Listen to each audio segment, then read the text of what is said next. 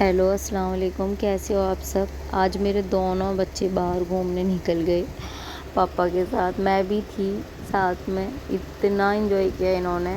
और ये छोटा वाला बेटा तो सोच रहा था पता नहीं मैं सबसे बड़ा राइडर हूँ आज। इतना स्टाइल मार रहा था ये, बहुत ज़्यादा। और बिल्कुल उतरने को तैयार नहीं बाइक से। बड़ी मुश्किल से इस पे बैठा ला इसको, तो बस बहुत इसका मूड पूरा ऑफ था कि पापा ने इस पर मुझे क्यों बैठा दिया। कह रहा मुझे बिल्कुल नहीं बैठना इस पर, मैं बाइक ही चलाऊँगा। इतना नखरा, ये देखो इसका गुस्सा, ये देखो।